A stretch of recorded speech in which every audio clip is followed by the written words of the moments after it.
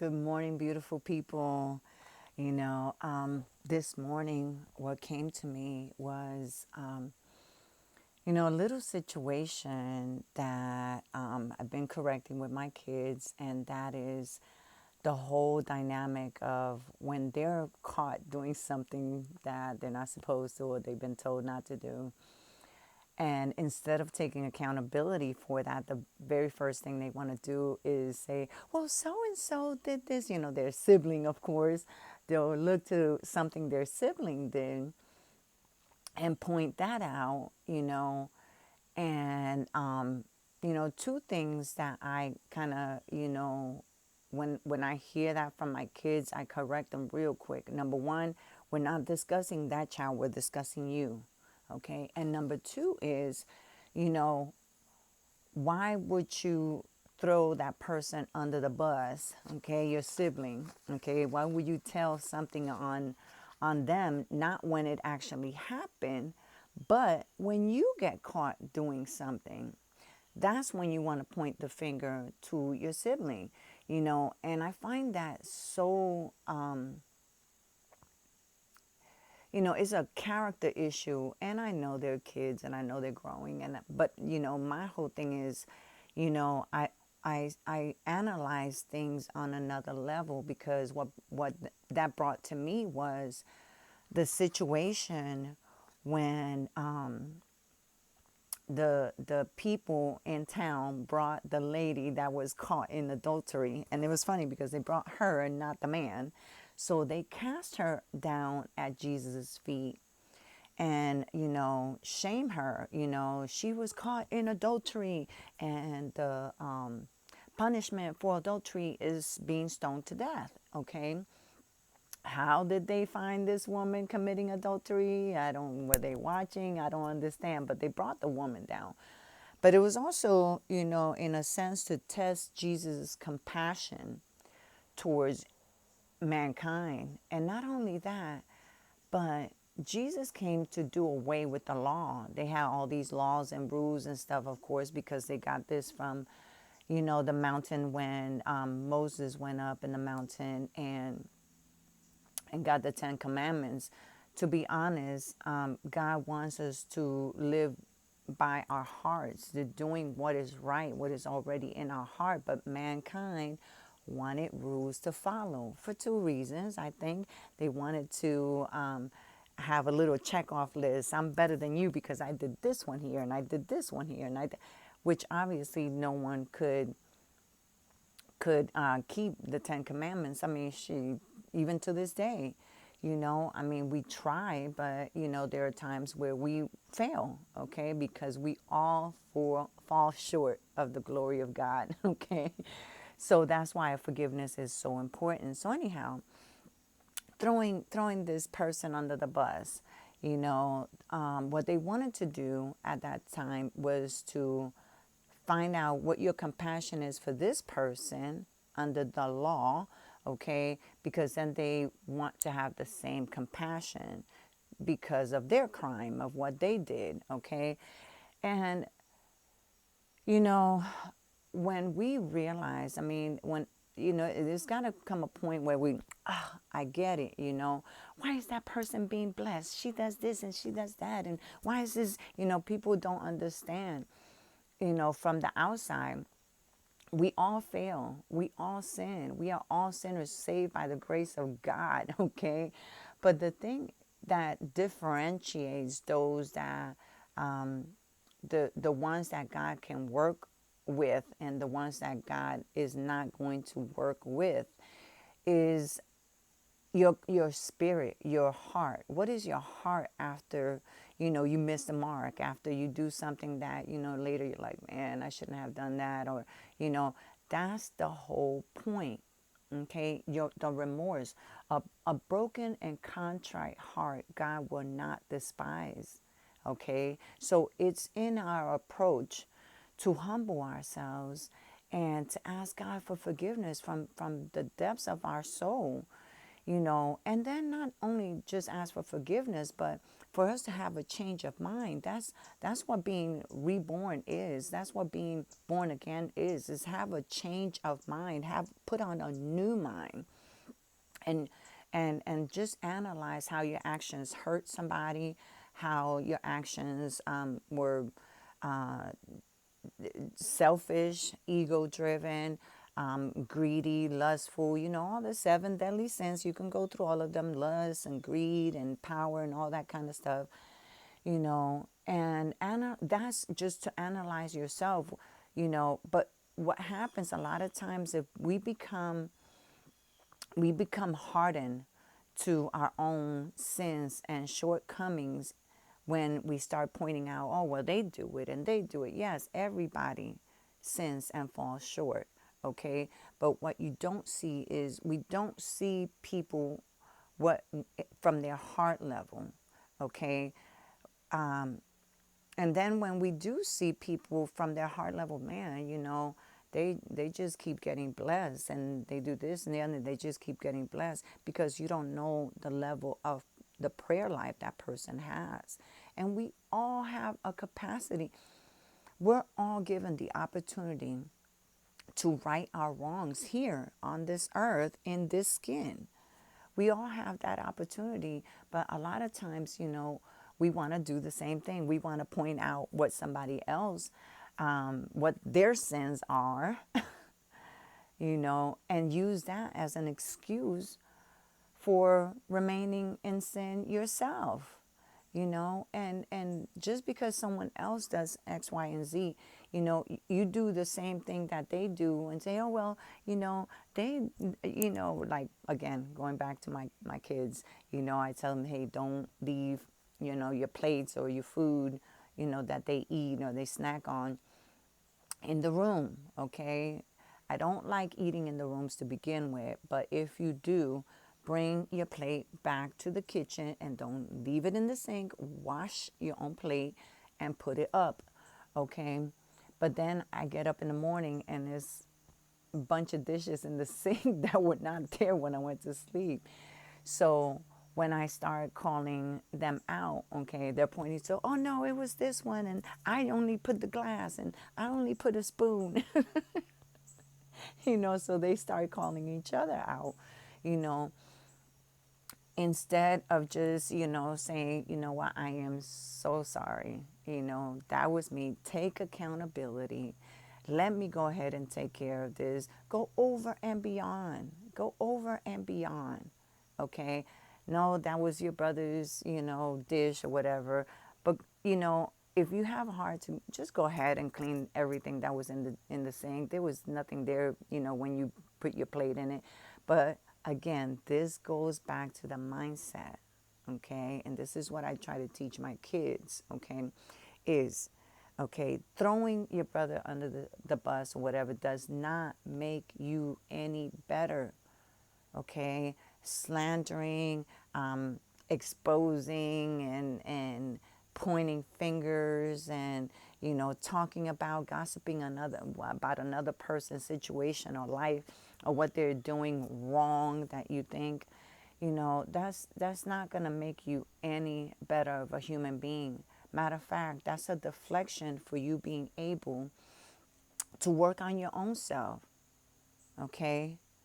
Your own missing the mark, your own sins, your own mindset, But that's what happens when people do not do their shadow work.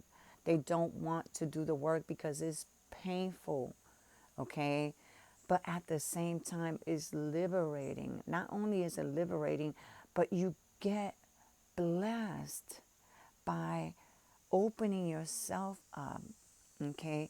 Analyzing your own things, making amends with your spirit, with God within, saying, you know what, that was really crappy of me.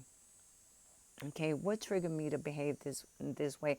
And dig deep within yourself and not blame another person for where you are spiritually, for where you are mentally, for where you are emotionally, for where you are physically, for where you are financially. Okay? we all have the opportunity, okay, to evolve and become a better human being, first and foremost to ourselves, okay, because a lot opens up. You know, God resists the proud. He says God gives grace to the humble, but he resists the proud. Okay. And when I say God, y'all, you know, there's, you know, people think God is a person, a thing. No, God is a spirit, a energy, you know, that you connect with, you know, that is deep down in your soul, you know. And what I realize is that, you know, people don't want to evolve. There's some people that just don't want to evolve. They want to remain the same and be blinded to their own depravity, to their own. They rather blame other people than take accountability for their own life.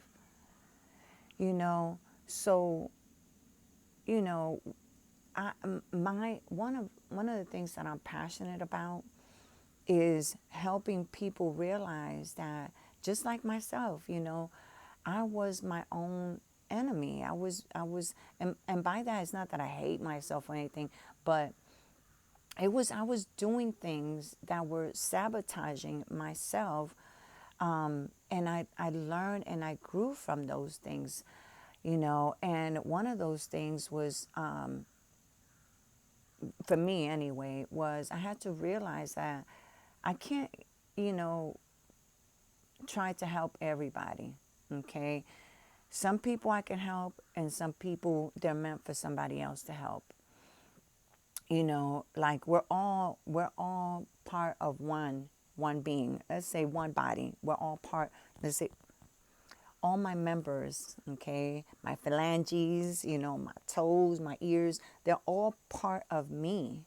Okay, I can survive without an ear. I can survive without eye. You know, we can all survive with certain with think. You know, we see people that are born with no arms, no legs. They still here. Okay, because you know, together we function better. Okay, but that doesn't mean that we can't survive without, you know, this person or that person or the other person.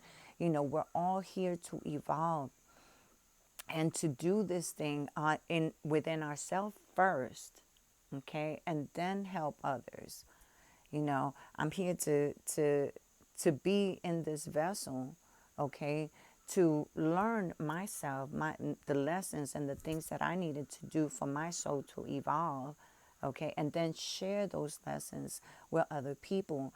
And it is just such a beautiful thing. Over the weekend, I had a wonderful opportunity to meet several people, um, you know, and it was very interesting because I'm true to myself wherever I happen to be. If I'm in a concert, if I'm in a park, if I'm in the pool, wherever I happen to be, I'm myself, you know. And I was able to meet this beautiful soul, and she was a therapist, you know. And as we were sharing stories and sharing different things about our life, and actually the conversation just happened to, she struck a conversation with me because she liked my outfit that I was wearing. And we just began talking.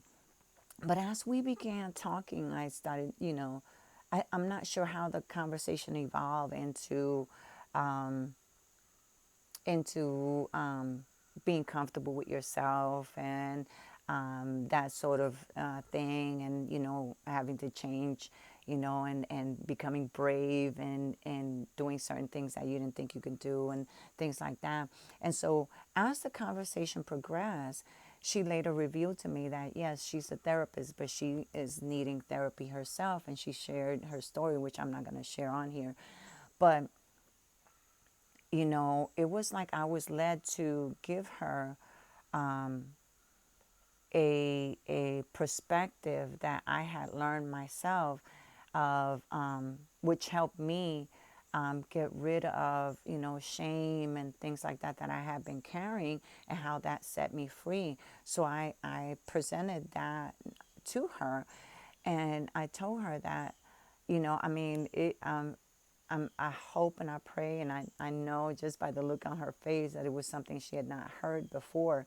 But I told her at the same time that information wasn't only for her, but because she's in working with people through therapy and counseling, maybe she can share that or keep that in mind to help other people.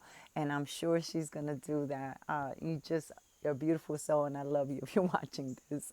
But, so we learn things, and you start seeing things differently. You see you can see yourself as part of the group who, what, I can do better than this. You have the courage to rise up, see past your own bullshit, okay, and come to a greater truth about yourself. What I mean, if the good, the bad, and the ugly, it's okay. It is okay. The only time, it's not okay is if you feel some type of way about your own, the things that you've done. It's okay.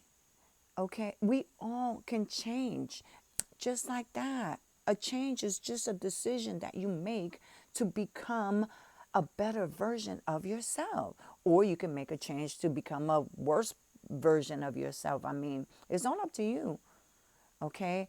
The good thing about this is we all have free will.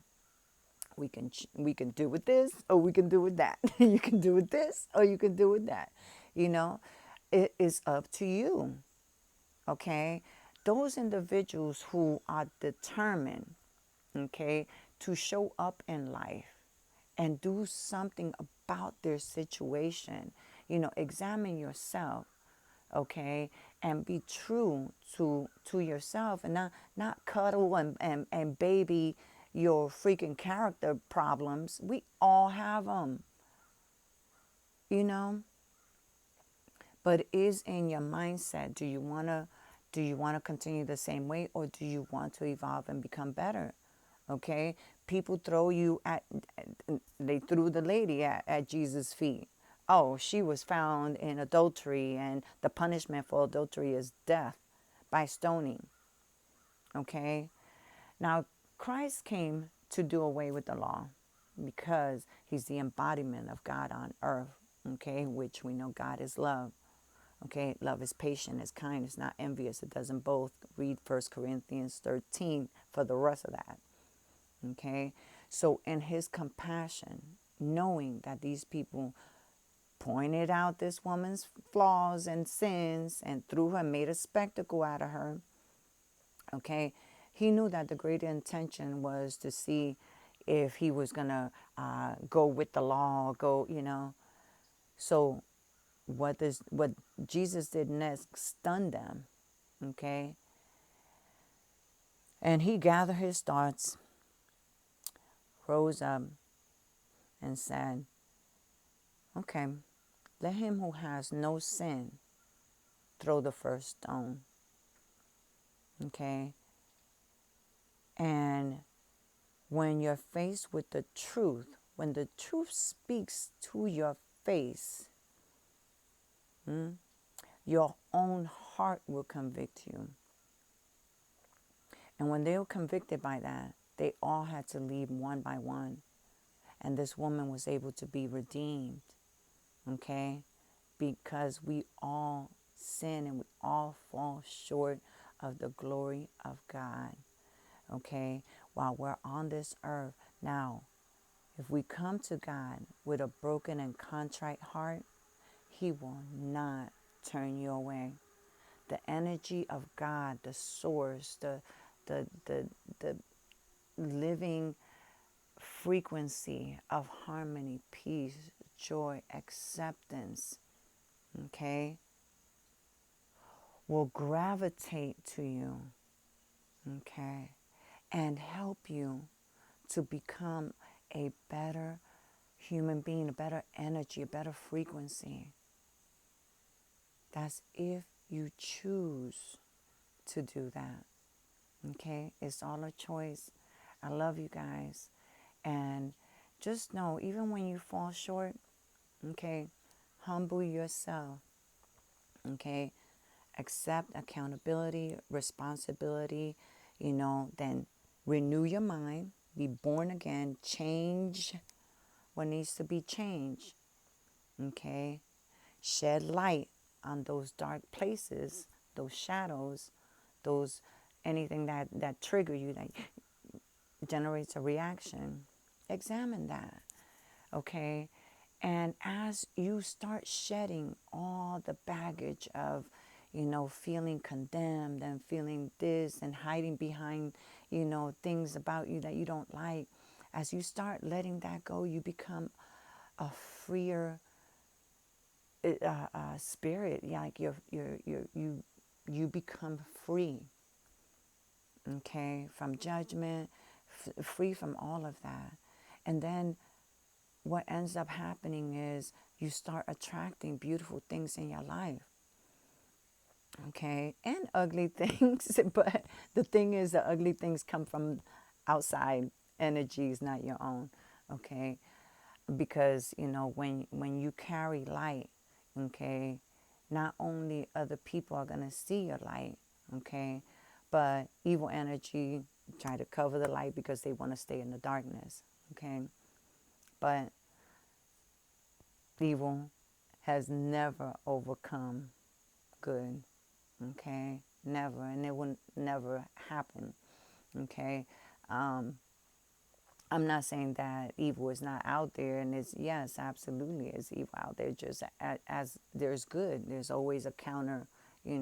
There's good and there's bad. There's dry and there's wet. There's light and there's dark. I mean, there's always polarity. But we have the ability to choose how we operate and how we show up. That is our responsibility, our responsibility. Okay, the ability to respond. Okay, so I'm sorry, I didn't mean to make this long. I would leave you guys with the blessing. Okay, Yevarechecha Adonai verish marecha, Yair Adonai panavelecha vichunecha, Nisa Adonai panavelecha v'yasem lecha shalom. Okay, may the Lord bless you and may the Lord keep you. May the Lord be gracious to you and may the Lord lift up his countenance upon you and give you peace. That's found in Numbers 6:24 through 26. I practice it so much and I say it so much because to me it's the song of my heart in Hebrew that I have to actually look up the words and say it in the English language. But, with all that said, guys, go out here, be blessed. Do not be condemned. Just let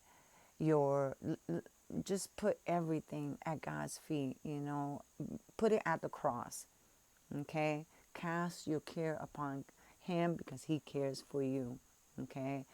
And all that, just be blessed. I love you and I cannot wait to hear the comments of how your life has changed. I invite you to do that, okay? We have to spread the word too. And we love one another when we share our stories. That is a part of love, okay? Love you all.